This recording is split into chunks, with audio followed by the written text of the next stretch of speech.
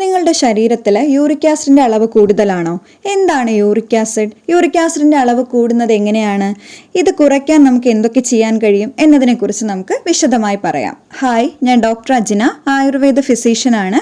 എൻ്റെ വീഡിയോസ് ആദ്യമായിട്ടാണ് കാണുന്നതെങ്കിൽ ചാനൽ മറക്കാതെ ഒന്ന് സബ്സ്ക്രൈബ് ചെയ്യാം. ശരീരത്തിന്റെ ഉപാപചയ പ്രവർത്തനങ്ങളുടെ ഫലമായിട്ടുണ്ടാകുന്ന ഒരു മാലിന്യമാണ് യൂറിക് ആസിഡ്. അതായത് നമ്മൾ കഴിക്കുന്ന ഭക്ഷണത്തിലെ പ്യൂരിൻ എന്ന ഘടകം വിഘടിച്ചിട്ടാണ് ഇതുണ്ടാകുന്നത്.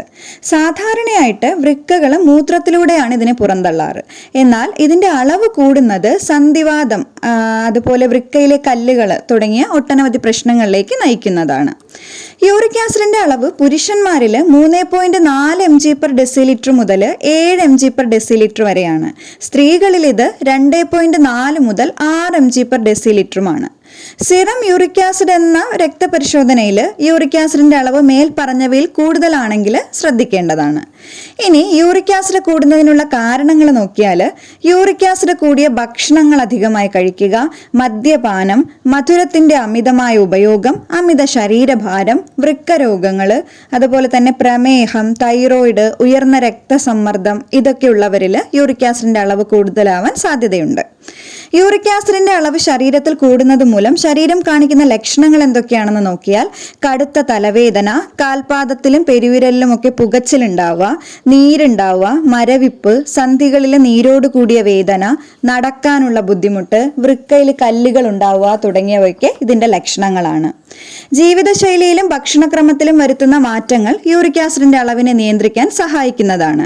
യൂറിക് ആസിഡിന്റെ അളവ് കൂടുതലുള്ളവർ ഒഴിവാക്കേണ്ട ഭക്ഷണങ്ങളിൽ റെഡ് മീറ്റ്, അതായത് ബീഫ്, പോർക്ക് തുടങ്ങിയവ, അതുപോലെ കരള്, കിഡ്നി, ഹൃദയം തുടങ്ങിയ മാംസങ്ങൾ, കടൽ മത്സ്യങ്ങളായിട്ടുള്ള ചെമ്മീൻ, ഞണ്ട്, മത്തി, അയല, കക്ക എന്നിവ, മദ്യപാനം, അതുപോലെ പഞ്ചസാര, സോഡ പോലുള്ള പാനീയങ്ങൾ ഇവയെല്ലാം ഒഴിവാക്കുന്നതാണ് നല്ലത്.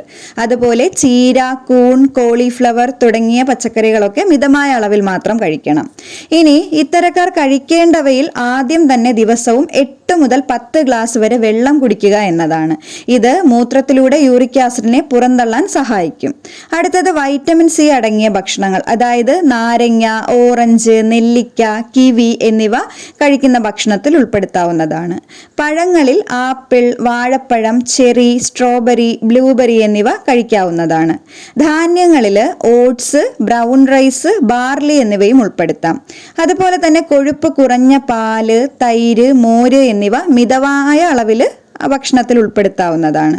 ഇലവർഗ്ഗങ്ങൾ കുറഞ്ഞ അളവിൽ മാത്രം കഴിക്കാൻ ശ്രദ്ധിക്കണം.